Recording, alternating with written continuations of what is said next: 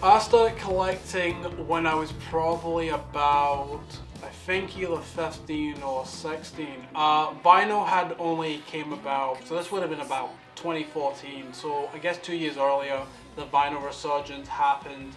And what happened was, I was in a shop one day, and I remember, because I was in the CDs at the time. I think everyone will remember that. I was having a look, and I saw this vinyl.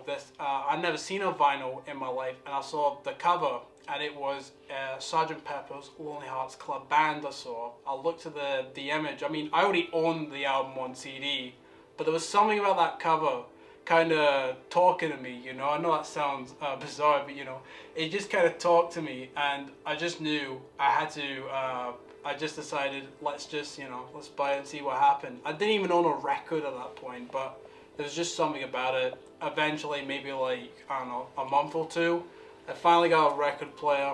I listened to Sgt. Pepper, and it was the most unique experience, because mostly I would have music, and it would be kind of just in the background. But this one with vinyl, it kind of forces you to pay attention, be in one center, and listen to the whole album. It was a magical experience. Well, I own about 6 boxes, so it must roughly be about somewhere between 70 and 80. I know it's shocking, but that's just how much. See, the problem is, I buy these records, and one, you look at the covers, or it depends on the artist, if it has that favorite song in that.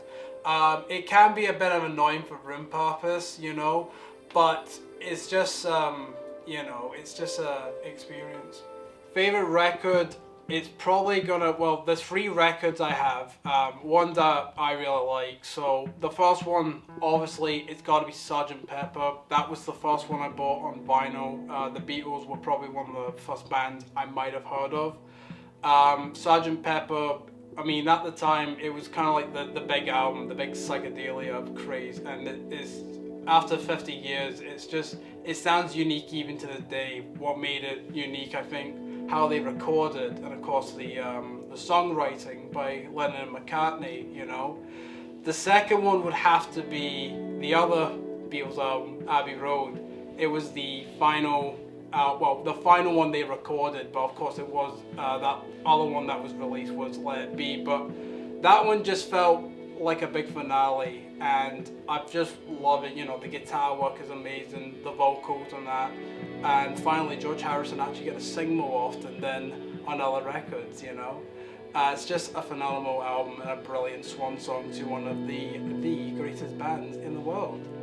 The final one, unfortunately, I don't own the album anymore because the pressing I had was really bad and it was secondhand, but I'm going to include it anyway. It's Night Song by Nusrat Fateh Ali Khan, I think that's how you say his name, and Michael Brook. What makes it interesting is you have these 2 musicians, one from Pakistan, the other the later half from Canada, and what it is, they combine. Nusrat was known for Qawwali music, and Michael Brook basically does kind of ambient electronic music. So what they do, they combine world music with Western music in a way. What can I say? It's just a phenomenal album. What makes it interesting is Nusrat. Now, even though I don't have a single clue what he's saying, because he's not saying, it's not even in English, it's in Qawwali music. But even though you can't understand what he's saying, but in the soul, you understand from the soul in a way. And I think that's what makes that album unique. Is most when people listen to music, you're supposed to hear the lyrics and know what's going on. But this one is just like, nah, listen to the soul and all that. It's just a phenomenal album, and I will play it to death to the end of time.